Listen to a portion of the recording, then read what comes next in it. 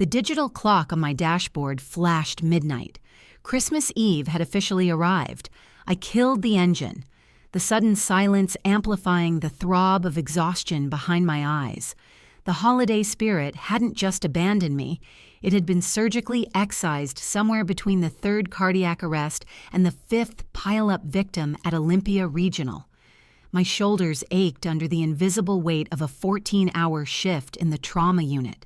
My scrubs felt stiff, a grim souvenir of other people's tragedies. I stumbled out of the car, the cold night air biting at my face, and fumbled with my house key. I expected darkness. My husband Mitchell was stuck in Chicago, his flight grounded by a blizzard. He wouldn't be home until tomorrow morning, Christmas Day. And my 16-year-old daughter, Morgan, had texted me hours ago, a cheerful message about heading to my parents' house for their big annual dinner. The thought of her there, surrounded by family, had been the one pinprick of light in my suffocating day. I pushed open the door, bracing for the cold, empty foyer. Instead, soft lamplight spilled across our living room. My breath caught in my throat. If you're watching this video, tell me where you're from or what time it is for you. She was curled on the sofa, a small shape in the dim light. My heart hammered against my ribs. It was Morgan. She was still wearing her heavy winter coat, the one I'd nagged her about zipping up. Her face was half hidden beneath a cascade of dark hair, and her chest rose and fell in the shallow, troubled rhythm of a bad dream. My exhaustion evaporated, replaced by a cold, sharp dread. On the coffee table sat an untouched plate of food I'd left for her in the fridge and a plastic container of her homemade sugar cookies, the ones she'd spent all yesterday afternoon perfecting for her grandparents. The ones she'd meticulously decorated with tiny, intricate snowflakes. "Morgan," I whispered, my voice rough. I knelt beside the sofa, my knees cracking in protest. "Honey?" Her eyelids fluttered open. For one heart-stopping instant, I saw a raw vulnerability in her eyes, a deep, bottomless hurt that stole my breath. Then it was gone, masked by a watery smile that didn't come close to reaching her eyes. "Hey, Mom!" Her voice cracked. "You're home." "What happened, sweetheart?" I brushed the hair from her forehead, my hand automatically checking for a fever. Her skin was cold. I noticed the crumpled fabric of her dress peeking out from beneath the unzipped coat. It was the velvet green one, the one she'd spent weeks choosing, the one she'd tried on for me 4 times, anxiously asking if it was nice enough for Grandma Harriet's fancy dinner. The dress was wrinkled now, its delicate fabric bearing the evidence of hours spent curled in defeat on our sofa. As she sat up, the lamplight caught the faint, silvery tracks of dried tears on her cheeks. "Nothing happened," she said. She shrugged, reaching for nonchalance and missing by a mile. I didn't stay very long." "Morgan." I took her hands. They were ice cold, even in the warm house. "Please, tell me what happened." Her eyes dropped to our intertwined fingers. A tremor ran through her. "Grandma Harriet said there was no room at the table." My heart didn't just stop. It felt like it had been ripped from my chest. "What? What do you mean, no room?" "There were just a lot of people there," she whispered, her voice getting smaller, receding into itself. "Neighbors, Dad's cousins, even some of Grandma's bridge club friends." The image formed in my mind with sickening clarity. My daughter, who had just gotten her license 3 months ago, proudly driving herself to her grandparents' home, carrying her carefully wrapped gifts and her tin of homemade cookies, expecting to be welcomed into the warmth of a family tradition she'd known her whole life. "I drove over around 6, Morgan continued, the words tumbling out now as if the dam had finally broken. "I parked where Uncle Ronald always parks, you know, and I checked my hair in the rearview mirror like 100 times. I wanted to look nice." I nodded, my throat too tight to speak. Grandma answered the door with that smile. "You know the one." Morgan's fingers twitched in mine. "The tight one." I knew the one that always accompanied interactions with my mother, Harriet Morgan, the master of the subtle rejection, the polite dismissal disguised as practicality. She said, "Oh, Morgan, we weren't expecting you until your mother arrived," Morgan recited, her voice flat as if quoting from a script. "I could see everyone at the table," Morgan went on, her gaze fixed on the dark window. "They had all the leaves in, Mom, the way they do for Thanksgiving. 26 people. I counted." She took a shaky breath. "There was Aunt Clarissa and Uncle Ronald and all their kids. Livia was there, and Mrs. Peterson from next door, and Mr. and Mrs. Lambert from the Bridge Club. All of them." I closed my eyes, already knowing where this story ended, the cold dread solidifying into a block of ice in my stomach. "Grandma Harriet told me there wasn't a chair for me," Morgan's voice cracked, and she swallowed hard. "She said they hadn't set a place because they thought I was coming with you later. She said the guest room was full of coats, but I could wait in the kitchen if I wanted." My hands began to tremble with a rage so cold it burned. "Aunt Clarissa," Morgan swallowed. "She just pretended to be really, really interested in the potatoes. Nobody said anything. So I left the gifts and the cookies on the entryway table," she finished, her voice barely audible. "I just said I'd see them tomorrow, and I left." "You drove home in that storm," I stated. It wasn't a question. I'd driven through the same freezing rain, my wipers struggling to keep up. She nodded, finally looking at me. "It wasn't so bad." But it was. It was bad in ways a 16-year-old shouldn't have to understand. It was cruel and intentional and unforgivable. The familiar weight of family obligation, the weight I'd been carrying since childhood, pressed down on me, suffocating me. I thought of the past 8 years, 8 years of paying the mortgage and utilities on the very house my daughter had just been turned away from, the house I'd purchased outright when my dad, Richard, lost his job and they faced foreclosure. 8 years of monthly checks, of my money funding their lives, all while I endured their criticism. "You think you're better than us with that fancy nursing degree," my father's voice echoed in my memory. My sister Clarissa's constant refrain, "Must be nice to abandon your family for a career." Every holiday, every family gathering was laced with barbs disguised as jokes. Every visit was heavy with their unspoken, simmering resentment. For years, I'd been the family peacekeeper. I smoothed ruffled feathers. I made excuses for their behavior. I wrote the checks. I endured it all because I believed that's what family did. Because walking away felt crueler than staying and absorbing the poison. But as I looked at my daughter, as I gently helped her to her feet and took off the coat she'd been wearing for hours as a shield in her own home, something inside me shifted. The piece of me that always bent, that always broke first, snapped into a straight, hard line. "They didn't run out of chairs, Mom," Morgan said, her voice small but steady, as if she'd read my mind. "They just didn't want me there." My hands stopped trembling. The rage didn't fade. It crystallized. It became clear and hard and sharp. I helped my daughter to bed, my voice steady despite the storm raging inside me. I tucked her in as if she were still a child, her long limbs barely fitting under the quilt. I watched her eyelids grow heavy with the profound emotional exhaustion of the evening. "Never again, sweetheart," I whispered as she finally drifted off. "Never again." Later, I heard the front door open and close quietly. Mitchell. His familiar heavy footsteps crossed the living room, followed by the soft thud of his suitcase. He must have caught an earlier flight. "Savannah?" he called softly. I met him in the hallway.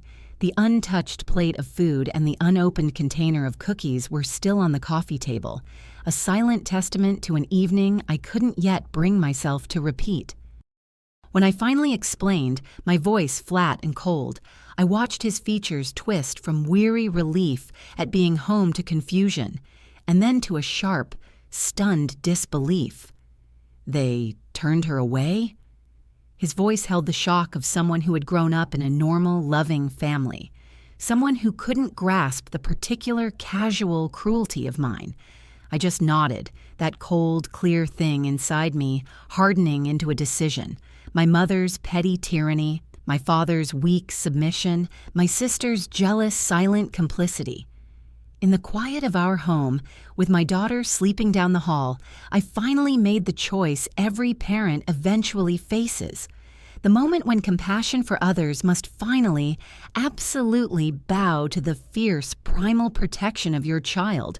Some people didn't deserve second chances, some tables weren't worth sitting at, and some chairs were better left empty. I was up before dawn on Christmas morning.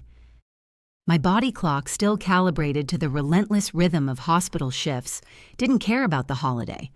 While Mitchell and Morgan slept, I slipped into my home office. I unlocked the bottom drawer of my filing cabinet, the one marked Household Parents, and pulled out the thick manila folders. When Mitchell came downstairs an hour later, a mug of coffee in his hand, I had the record spread across our kitchen table, an archive of 8 years of financial servitude. He stood behind me, his hand a steady, warm weight on my shoulder as I traced my finger over the neat rows of numbers in my checkbook register. $1,300, I whispered, flipping through page after page of identical entries, every single month, for 96 months. That's $124,800, Savannah. Mitchell's voice held no judgment, just the quiet, grim calculation of a man who worked with numbers for a living. Look at this. I pushed a property tax statement toward him.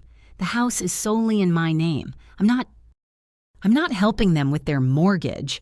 There is no mortgage, Mitchell. I bought that house outright for them.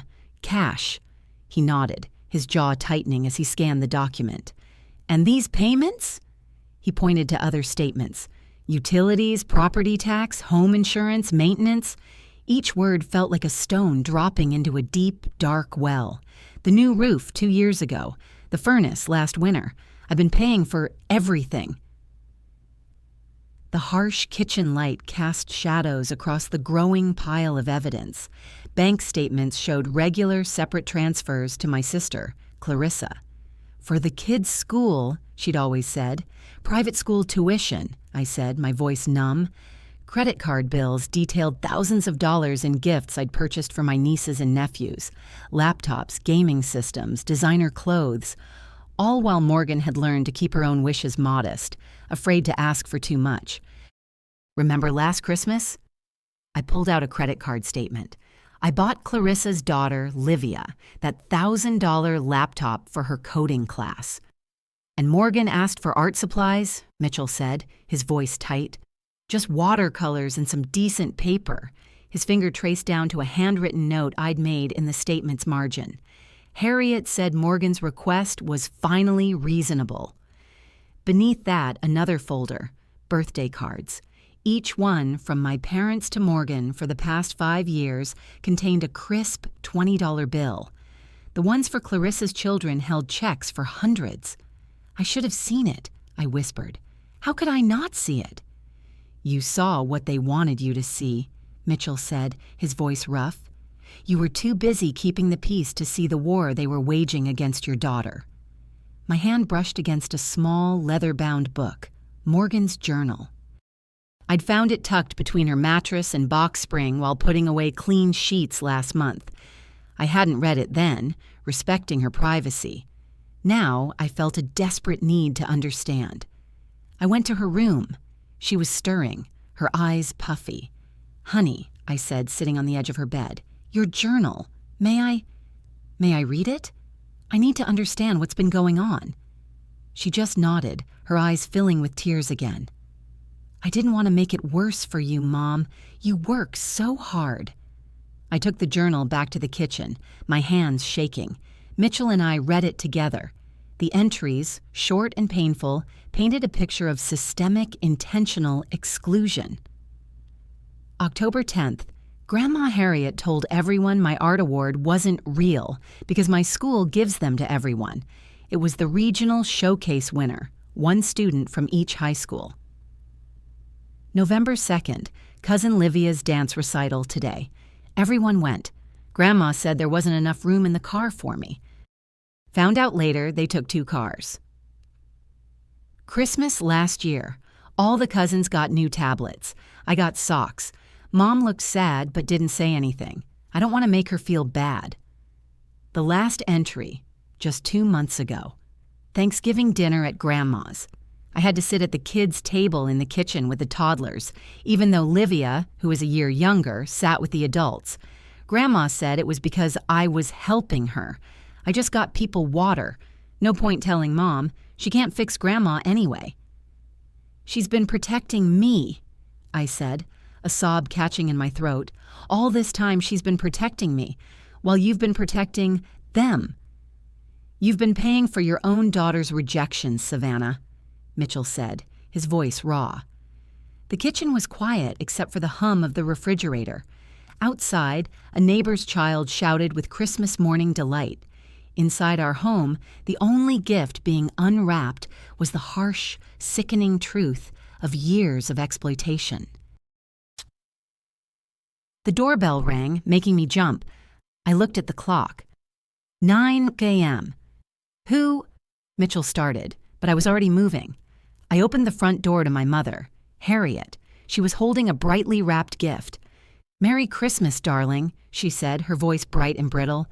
She breezed past me into the foyer, not waiting for an invitation. I felt just terrible that we missed Morgan last night. Things got so hectic.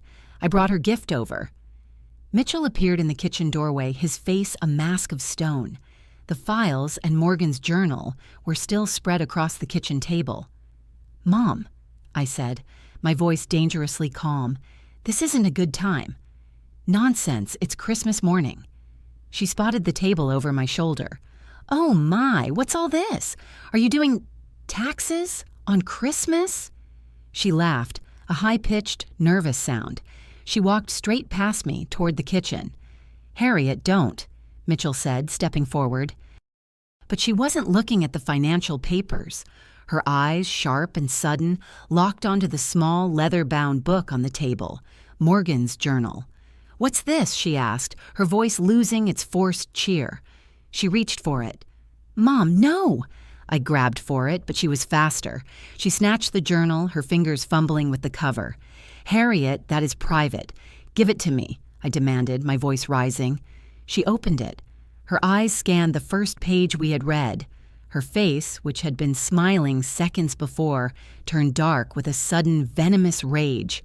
I saw her eyes jump to the entry about the kids' table at Thanksgiving. "These are lies," she hissed, clutching the book to her chest. "Vicious, ungrateful lies.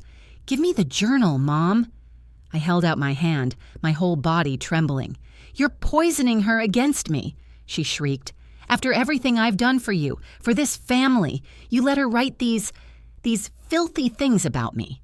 Give it back. It's full of lies." She backed away from the table, her eyes darting toward the front door. "She's a dramatic, troubled girl, and you're encouraging her."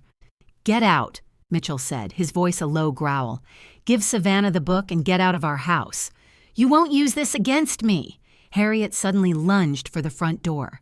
She yanked it open, and with a cry of rage, threw the journal out onto the porch, right into a large puddle of melting snow and salt. "No!" I screamed, pushing past her. I scrambled onto the porch, but it was too late. The book was soaked. The ink was already bleeding, the pages warping. It was ruined, destroyed. I stood there, staring at the soggy mess, the physical proof of my daughter's long-standing pain, gone. Harriet stormed past me. "You will regret this, Savannah. You have no idea what you've done." She got in her car and sped away, leaving me on the porch, trembling, clutching a ruined book. My most personal, most damning piece of evidence was gone. I was left with cold, hard numbers, and my own word, which they had spent a lifetime teaching me, was worthless. I was still shaking when the doorbell rang again an hour later. It was Sandra Wallace, my attorney and one of my oldest friends, here for our planned Christmas brunch. She stood on the porch holding a bottle of champagne and a foil-covered dish. "Merry Christmas!" she called out. She took one look at my face and the ruined journal in my hand, and her smile vanished. Savannah? What's wrong? What is that? I led her into the kitchen. The financial files were still spread across the table. Mitchell was on the phone, his back to us, his voice low and angry. She destroyed it, I whispered, holding up the soggy book. She came here and she stole it and she destroyed it. Who did? Sandra set her things down, her professional demeanor snapping into place. I told her everything. The 14-hour shift, Morgan on the couch, the 26 chairs, the 8 years of payments, the financial audit, and finally, Harriet's frantic arrival and the destruction of the journal. Sandra sat at the table, her champagne forgotten, and pulled a legal pad from her briefcase. She listened without interruption, her pen flying across the page. When I finished, she tapped the pen against the property tax statements. "Okay," she said, her voice crisp. "The journal is horrifying, Savannah, and I'm so sorry. It would have been powerful, but honestly, we don't need it." "What do you mean? It was the only proof of the pattern." "The pattern is irrelevant to the legal case," Sandra said, her eyes narrow. "This is what matters. The house is solely in your name. They are, legally speaking, tenants at will. They have no lease, they pay no rent, and they have zero claim to the property. The financial records," she gestured to the pile of statements, "are not evidence for an eviction, but they are crucial. Evidence against any claim of exploitation they might try to make. You have been subsidizing their entire lives, not the other way around." "So what do we do?" Mitchell asked, hanging up the phone. "It's straightforward," Sandra said. "We file a formal 60-day notice to vacate. We terminate all financial support immediately." "Isn't that cruel?" The question slipped out before I could stop it, the ingrained guilt rising one last time. Sandra's gaze was sharp. "Is it cruel to stop someone from bleeding you dry? Is it cruel to protect your daughter from people who emotionally abuse her and then destroy the evidence? They turned a 16-year-old girl away on Christmas Eve, Savannah. They have no moral high ground here." My phone buzzed. A text from Josephine, a fellow nurse who'd canceled her own plans to cover part of my shift.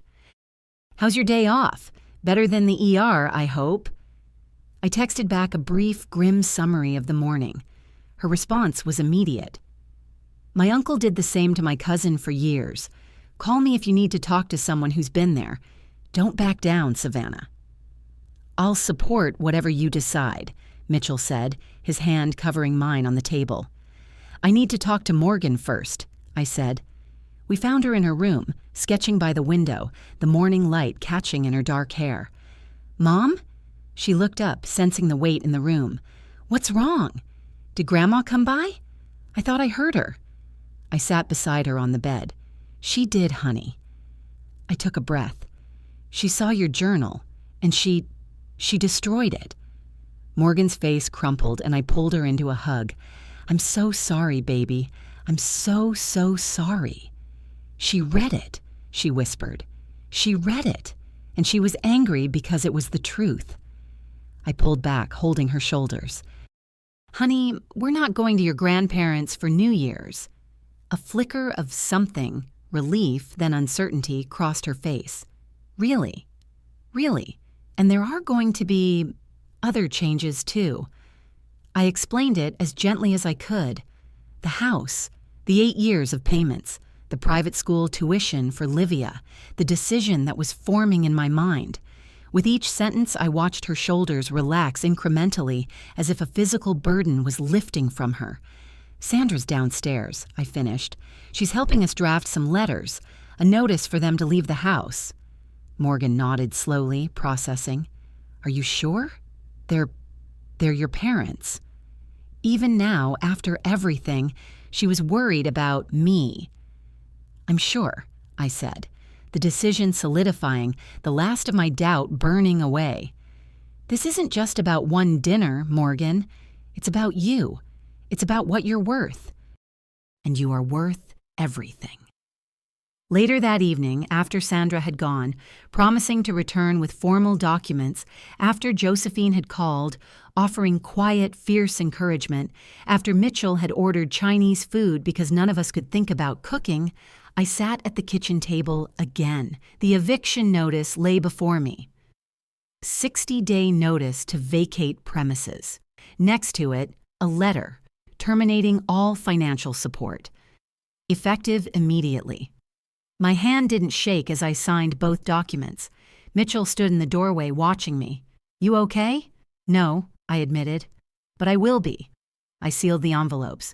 "Tomorrow," I said. "These will be delivered. Tomorrow, everything changes." I paused at Morgan's door on my way up to bed. She was scrolling through her phone, but she looked up, her expression thoughtful. "All done?" she asked. I nodded. "All done." She set her phone down, studying my face. Then slowly her lips curved into a small, genuine smile. The first one I'd seen in days. "Mom," she said softly, "I've never seen you stand up to them before." In that moment, in my daughter's quiet approval, I found all the strength I would ever need.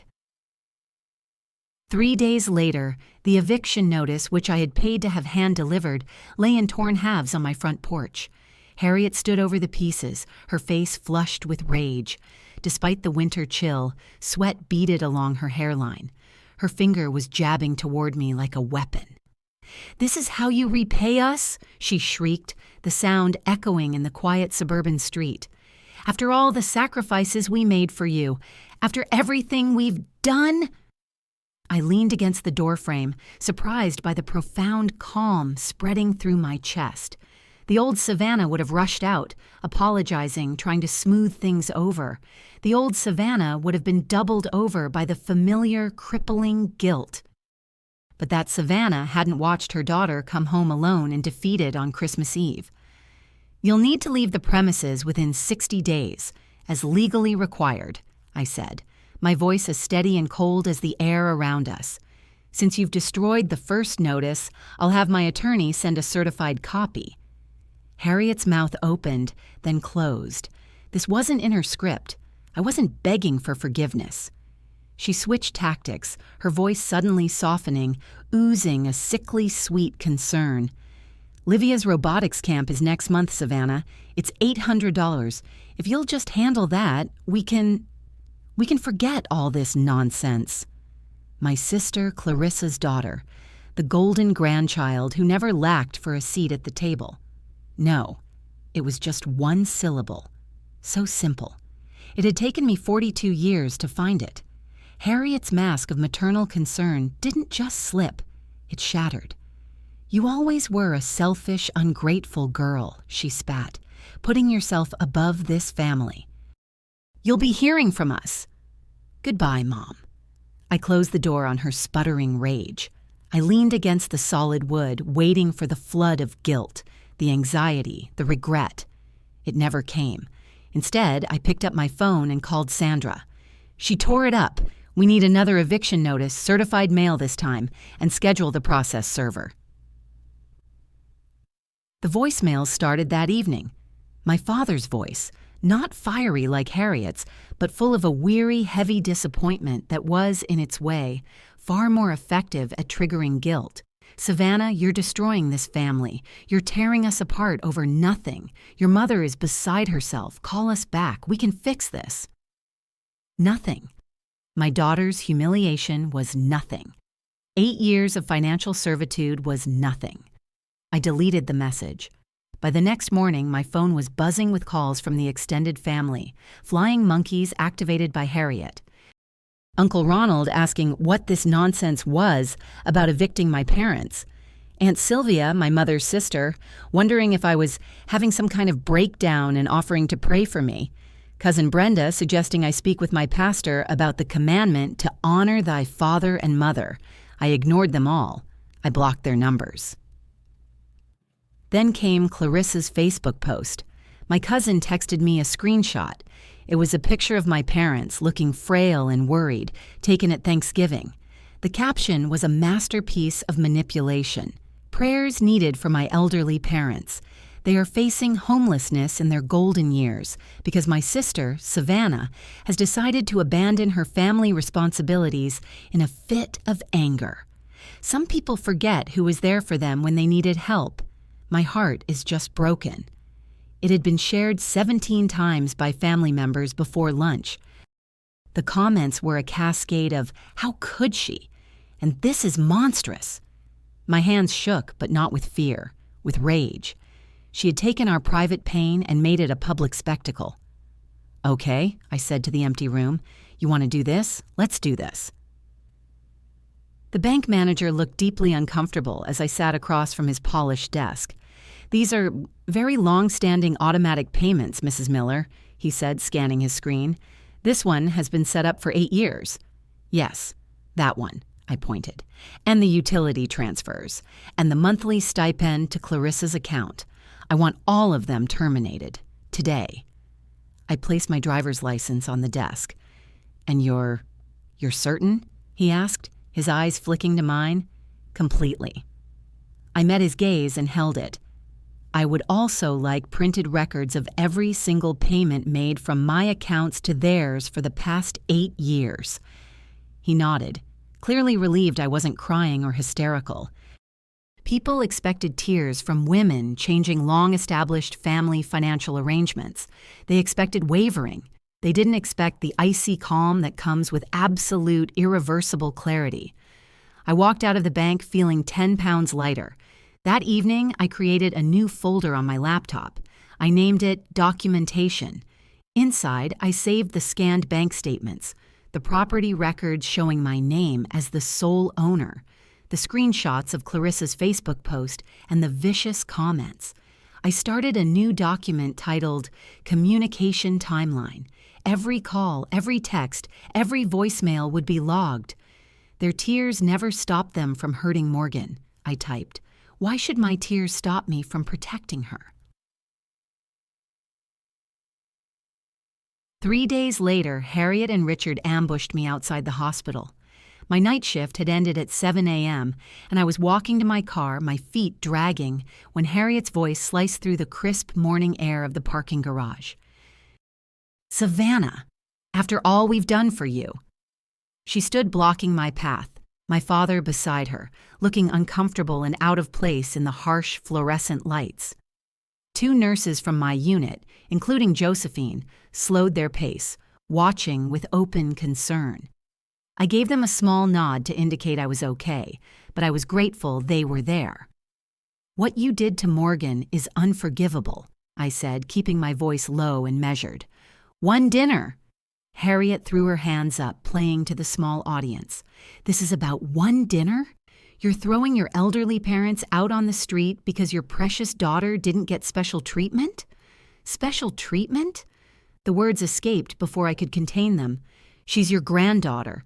She drove herself to a family dinner and was told there wasn't a chair for her. She was told to wait in the kitchen." "We didn't expect her until you arrived." "It was a misunderstanding." "There were 26 people at that table, Mom." My voice was steady. "Neighbors, bridge club members, everyone but Morgan. The house is mine. The bills are ending. She deserves better. Now please move." I moved past them toward my car. "Any further communication needs to go through my attorney, Sandra Wallace." "You ungrateful—" Harriet's voice rose to a shriek, echoing through the concrete structure. One of the nurses, Josephine, turned back. She'd listened to more of my family stories during 3 a.m. breaks than anyone should have to endure. "She's paid your mortgage for 8 years, Harriet," Josephine called out, her voice ringing with indignation. "I've seen the papers. How dare you harass her at her workplace after she saved your home?" Harriet snapped. "This is a private family matter." "Not when you're ambushing my colleague in our parking garage." Josephine folded her arms, planting her feet. "You need to leave. Now!" My mother, for the first time in her life, was speechless. She grabbed Richard's arm and dragged him toward the elevator, defeated. I spoke to Sandra that afternoon. "They're escalating," I told her. "The Facebook post, the ambush at the hospital. What's next?" "We escalate back," Sandra said, her voice grim. We stopped playing defense. The certified notice is out, but they're still performing for the family. It's time to take away their audience's plausible deniability." "What do you mean? Where are they this Sunday, Savannah?" "At Clarissa's," I said immediately. "They have a big family dinner every Sunday." "Perfect," Sandra said. "I'm changing the service instructions. The process server won't be going to your house. He'll be delivering the certified 60-day notice to Richard and Harriet Morgan in person at Clarissa's house, right in the middle of their Sunday dinner." I hesitated. "That's aggressive." "This is aggressive, Savannah," Sandra shot back. "They are trying to destroy your reputation and gaslight your entire family. It's time everyone saw the receipts, literally." On Sunday at 4 p.m., my phone lit up. Not from my mother or sister, but from my cousin, Melissa. "Savannah," she said, her voice stunned. "A man just showed up at Clarissa's. He served Uncle Richard and Aunt Harriet with an eviction notice in front of everyone." "I know, Melissa. I'm sorry you were there." "Sorry? Don't be sorry. Harriet is telling everyone you're a monster, but the notice—" "Savannah, it had attachments. It had the property deed, with your name as sole owner, and a summary of payments? It said you've paid over $120,000 for that house." "It's true," I said. There was a long silence on the other end of the line.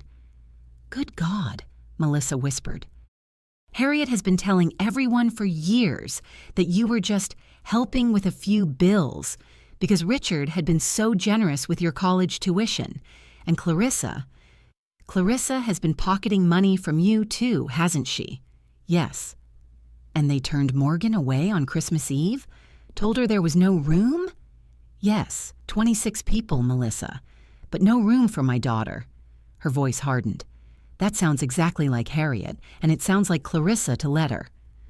The dam of polite family fiction had just broken. 2 days later, Cousin Melissa's car was in my driveway. She was holding a casserole dish and looked furious. "I am so sorry, Savannah," she said as soon as I opened the door.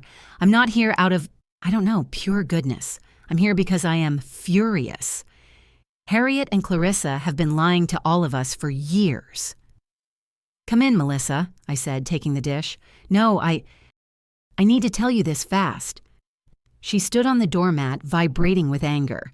"They're planning their counterattack. I was at Clarissa's last night. Her husband is livid.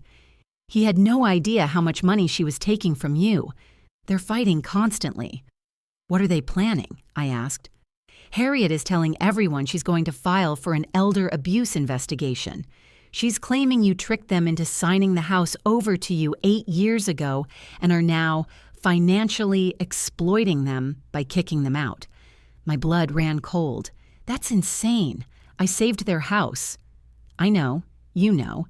But she's building a narrative. She's been calling the pastor, telling church members, and Clarissa is backing her because if Harriet goes down, Clarissa's tuition money gets exposed to the whole family.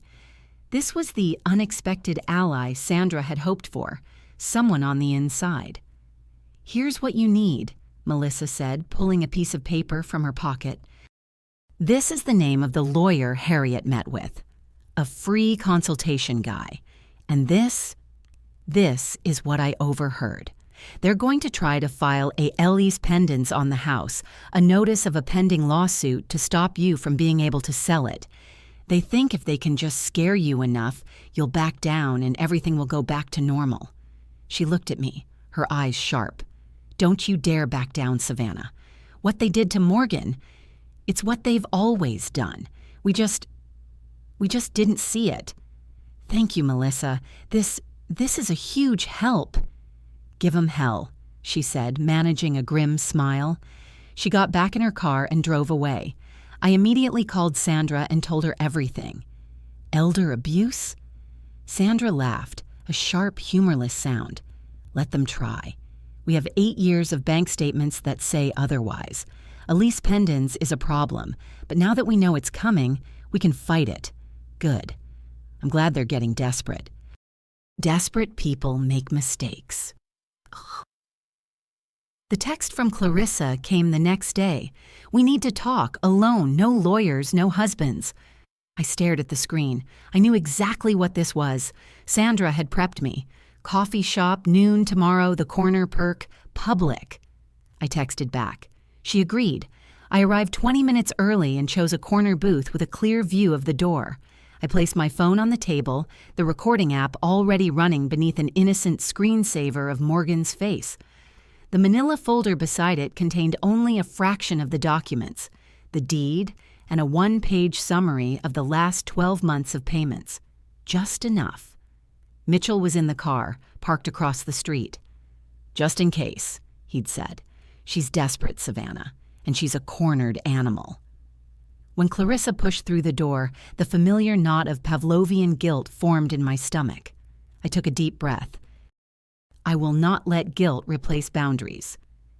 "You look terrible," she said by way of greeting, sliding into the seat. Her critical assessment wasn't wrong. The stress had been immense. "How are you, Clarissa?" I kept my voice neutral.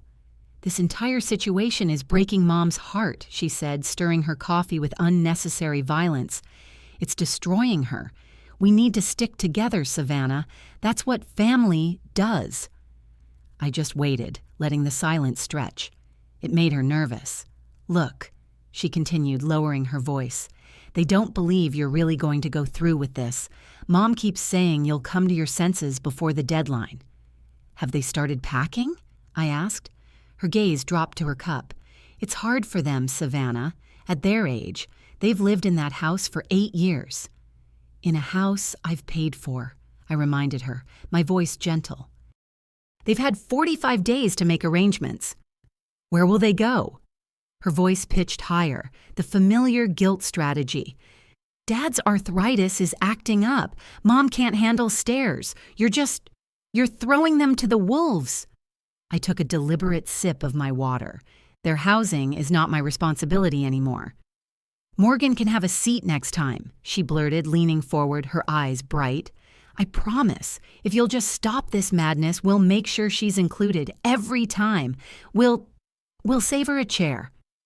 The offer, the bribe, the reward for my compliance would be to grant my daughter the basic human decency she should have had all along. The white-hot anger I'd felt on Christmas Eve flashed through me. I didn't have the journal. Harriet had made sure of that, but I had the numbers. I reached into the folder and slid the one-page financial ledger across the table. "This is a timeline," I said, my voice quiet but shaking with suppressed rage. "A timeline of every dollar I've given you and them for the last 3 years. Private school, car payments, that laptop for Livia. That's $30,000, Clarissa, just to you."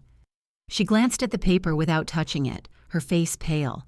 "Did you ever once, in all those years, stand up for Morgan?" I asked. "When Harriet sat her in the kitchen at Thanksgiving, when she told her there was no room in the car? Did you ever once say, 'That's wrong, Mom'?" The question hung in the air between us. Clarissa's silence was the only answer I needed. "The eviction stands," I said, my voice suddenly steady. "The financial support is over. You can't just—" "Your emergency does not constitute my crisis," I interrupted, the phrase a gift from Pastor Thomas, who had called to check on me, not to lecture. Not anymore. Clarissa's face flushed a deep, ugly red. "So that's it? 30 years of family? Gone? Severed? Because Morgan got her feelings hurt at Christmas?" I closed the folder. I left my coffee untouched. I stood up. "Morgan is my family," I said. "I choose her." I walked out of the coffee shop, leaving my sister sitting alone at the table. The drive home was silent. Mitchell just reached over and squeezed my hand. "You did the right thing," he said as we pulled into the driveway. "Sandra called," he added. "She said they haven't filed any challenges yet. Legally, they're running out of time. And Pastor Thomas called. He's offered to help your parents find alternative housing without you financing it." "Good," I said, the tension in my shoulders easing for the first time in days. The family that had seemed so monolithic was fracturing, Mitchell's cousin, who still spoke to Clarissa's husband, told us they were arguing constantly. The prospect of Harriet and Richard moving in with them was a nightmare neither wanted. Harriet's rental applications were being rejected. 8 years of me paying every bill meant she had no credit history. Her panic manifested in increasingly desperate, rambling voicemails that I simply deleted. A week later, our doorbell rang unexpectedly. I looked through the security camera Mitchell had installed. It was Clarissa, alone. Shoulders hunched against the spring rain, her usual perfect appearance in disarray. "I'll handle this," I told Mitchell, who hovered protectively in the hallway. I opened the door. Her mascara was smudged. "We need help with the rental deposit," she said without preamble. No greeting. "Just a loan, Savannah. They found a place, but they need first, last, and security. They'll pay you back." The request. The old familiar pull. It might have worked 2 months ago. It would have triggered my caretaker instinct, and my checkbook would have been open before she finished the sentence. Instead, I just looked at her. "You saw them turn Morgan away, Clarissa," I said, my voice quiet. "You were sitting right there, at that table, and you said nothing. You watched my daughter leave in tears, and you ate your dinner." Something shifted in her expression. Not guilt, not remorse, but the cold, hard recognition of a final consequence. "I didn't think," she whispered, her eyes dropping to my doormat. "I didn't think you'd actually go through with it." "That was your choice," I replied, feeling no triumph, no satisfaction, just a deep, profound sadness. "This is mine." I closed the door. From her window upstairs, Morgan watched her aunt walk back to her car in the rain. I found her there moments later, her expression thoughtful, not victorious. "Are you okay, Mom?" she asked, reaching for my hand. In that moment, I realized the true measure of our healing. My daughter, the victim of all this, was worried about my well-being. "I'm better than okay, honey," I told her. And for the first time in my adult life, it wasn't a lie. Day 58, 2 days before the eviction deadline. I stood at my living room window watching 6 cars pull into our driveway, one after another, the family intervention, Harriet's final desperate weapon. "They're all here," I called to Mitchell. He was at the kitchen table helping Morgan with her calculus homework. He looked up, his expression calm but resolute. "Right on schedule." My hands trembled slightly as I smoothed them over my cardigan. The doorbell rang. I opened it to find my mother surrounded by a semicircle of relatives, Aunt Lorraine and Uncle Timothy, cousins Brenda and Patrick, my father's brother, Frank, and his wife, Dorothy. Harriet's eyes were already glistening with rehearsed tears. "We need to talk, as a family," she announced, pushing past me without waiting for an invitation. They filed in, their faces wearing identical masks of solemn concern. They arranged themselves on our furniture like a jury. Mitchell and Morgan joined me, a silent, united front. "Stephanie," my father began, his voice carrying the practiced cadence of a prepared speech. "The Bible tells us to honor thy father and mother. Have you forgotten that commandment?" "We're not here to judge," Aunt Lorraine added, though her tone suggested otherwise. "But your parents are in their 70s, Savannah. Do you want them dying on the street because of some misunderstanding?" Harriet dabbed at her eyes. "I never meant to hurt anyone. There must have been some confusion about Christmas Eve." She then looked directly at Morgan, and I felt my daughter tense beside me. "Think about Morgan's reputation in this family," Harriet said softly, her voice laced with a subtle, sickening threat. "She'll be known as the girl who was the reason her grandparents lost their home. Is that what you want for her, Savannah?" I placed my hand over Morgan's. Her fingers were ice cold. This was the culmination of a 2-month-long pressure campaign. Pastor Thomas had called 3 times, urging Christian reconciliation. Church members phoned with concerns. Yesterday, my hospital supervisor had quietly mentioned that my family situation was causing workplace tension after Harriet had called her, sobbing. An anonymous letter had appeared in our mailbox, suggesting an elder abuse investigation was possible. The extended family, led by Frank, had been hinting that E was the one guilty of financial exploitation, since my name was on the deed. Even Mitchell hadn't been spared. Frank had cornered him at the hardware store, asking pointed questions about controlling his wife. The room was thick with unspoken accusations. Maybe, Morgan whispered to me, so low only I could hear, as the family broke into smaller, murmuring conversations. Maybe we should just let them stay, just until they find some place. Just one more month. My heart twisted. After everything. After the journal, the exclusion, the humiliation, her capacity for compassion remained intact. It was her greatest strength, and it was the very thing Harriet had exploited for her entire life. One more month. I found myself thinking, just to make it smoother, just to stop the calls, just to make the pressure end. I caught Mitchell's eye from across the room. He saw the doubt on my face. He gave a slight, almost imperceptible head shake. It was all I needed. It reminded me of our conversation 2 weeks ago when I had nearly broken. "This pattern doesn't end with extensions, Savannah," he'd said. "It's not one more month. It's the rest of our lives." I stood up. The room fell silent. "Thank you all for coming," I said, my voice shaking but clear. "Thank you for your concern." Harriet looked up, a small, triumphant smile playing on her lips. She thought she had won.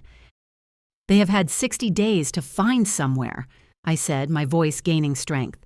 "They have savings, they have Social Security, and your home, Aunt Clarissa." I locked eyes with my sister, who wasn't here, but whose presence was felt, "has 3 empty bedrooms. They are counting on me giving in," I continued, looking at each of them. "They are counting on my guilt and my desire for peace to be stronger than my love for my daughter. That's why you brought up her reputation, Mom. You know her kindness is your best weapon." Understanding dawned in Morgan's eyes. She sat up straighter. "Like Christmas Eve," Morgan said, her voice quiet but carrying in the silent room. "When Grandma Harriet said there was no room at the table. There were empty chairs right at the end. I saw them." The jury looked uncomfortable. This wasn't part of the script. "There's a difference between boundaries and cruelty," I said. "Boundaries protect us. Cruelty aims to cause pain. I am protecting my family. This discussion is over. You all need to leave." No one moved for a second. Then Uncle Frank stood. "Well," he huffed, "I see she's made her bed." One by one they filed out, their masks of concern replaced with poorly concealed anger. Harriet was the last to leave. She stood in the doorway, her face pale. "You've chosen," she hissed. "Yes," I said, "I have." I closed the door. The final day arrived with a strange, surreal calm. Mitchell, Morgan, and I sat in the living room. At 11:50 a.m., the security cameras showed Harriet and Richard's old Buick pulling into the driveway, followed by a small rental truck. There was no sign of Clarissa. She had stopped speaking to our parents after they'd actually tried to move into her home last week. I had prepared for every contingency. Sandra, my attorney, stood discreetly in the kitchen, reviewing final paperwork. A process server waited in his car down the street in case Harriet refused to sign the property release, and the property manager I'd hired was already conducting a final walkthrough, documenting the condition of the house for legal purposes. The doorbell rang at exactly noon. I opened it. Morgan stood beside me, Mitchell right behind her. Harriet's face hardened when she saw the clipboard in my hands. "After everything," she hissed, "everything we've done for you." I felt Morgan stiffen beside me, but her voice was steady. "Would you like some water before you start loading, Grandma? It's warm today." Harriet ignored her. "This is your last chance to be reasonable, Savannah." I held out the property release forms and a pen.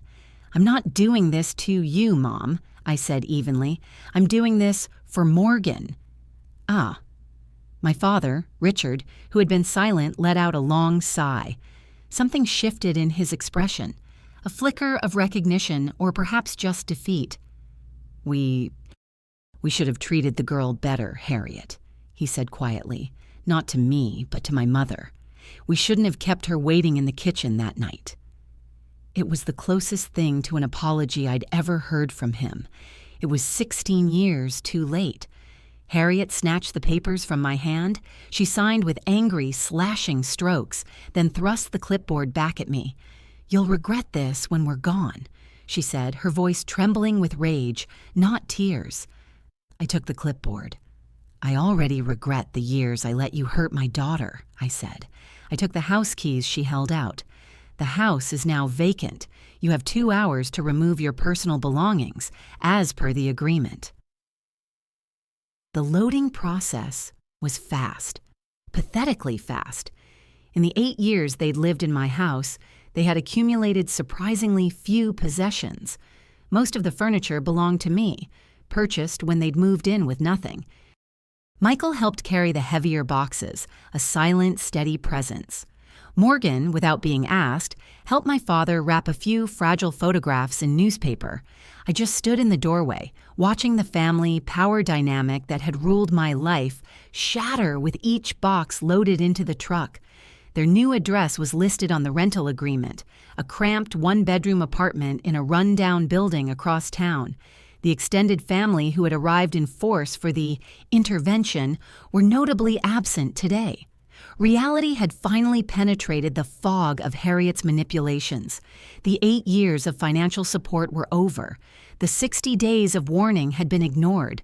The consequences were now, finally, impossible to avoid. There were no dramatic scenes, no shouting matches, just the quiet anticlimactic finality of closing doors and signed documents. At 1:45 p.m., the truck was loaded. I stood in the doorway with Morgan and Mitchell. My parents walked to their Buick. Harriet got in the passenger side, her face rigid, and did not look back.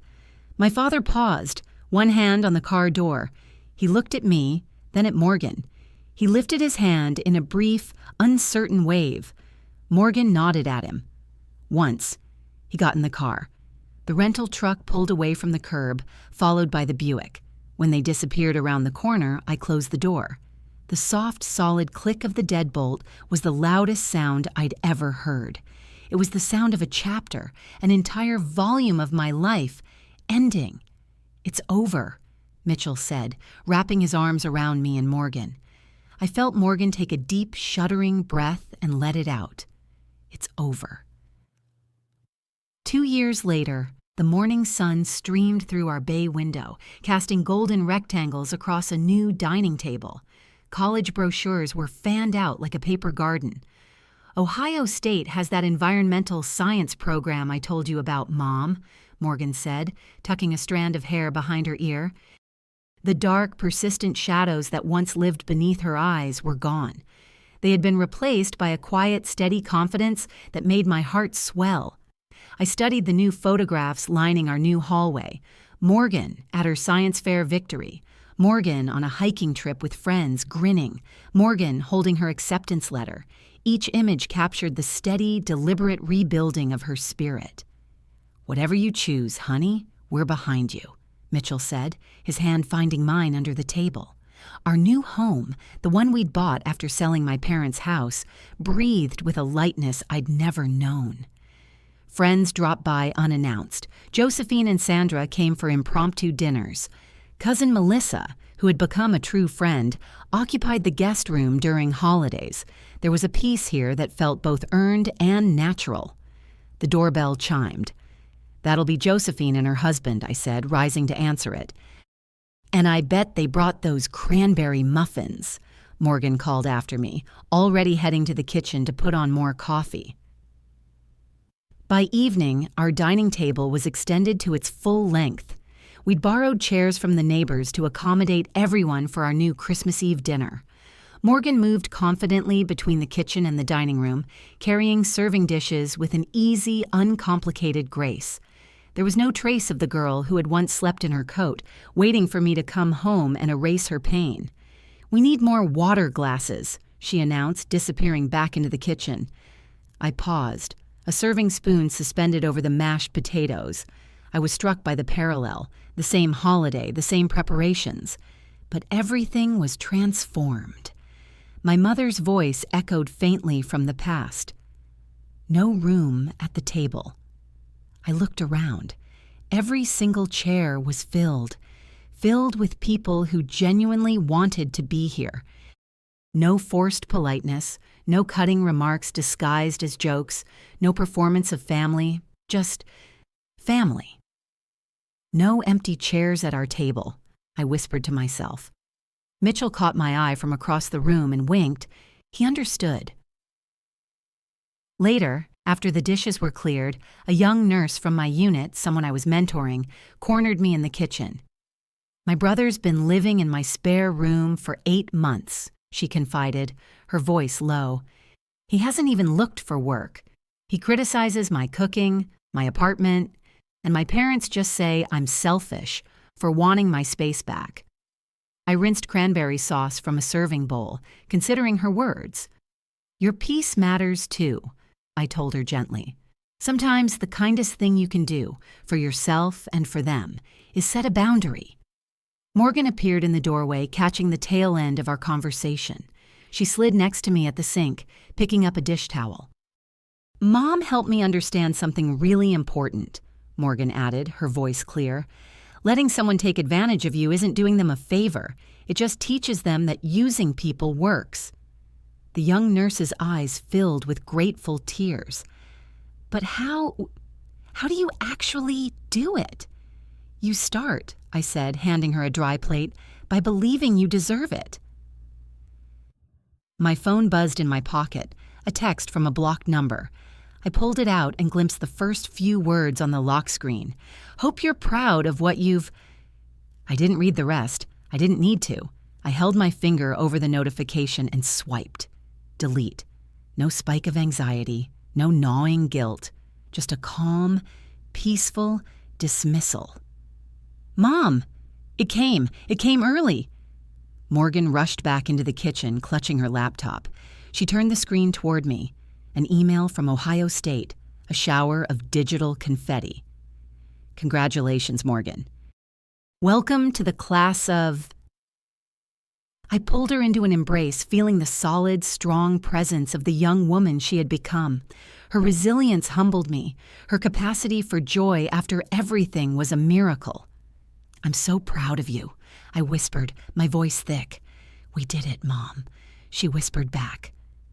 The next morning, as Morgan packed an overnight bag for a campus visit, I slipped a small, framed photograph into her suitcase.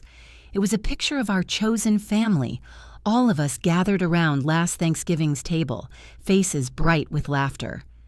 Remember who truly loves you, I whispered. Before she left, I made one final entry in the new journal I'd started 2 years ago. They said there was no room for my daughter at their table. Now there's no room left in our lives for their cruelty. We are full. We stood together in the doorway, mother and daughter, silhouetted against the bright winter sunshine, stepping forward. If this story resonated with you, leave a like and consider subscribing. You can also drop any comment below, even just one word. Maybe tell me where you're watching from, or what time it is right now. Sometimes, one word is enough to say you were here.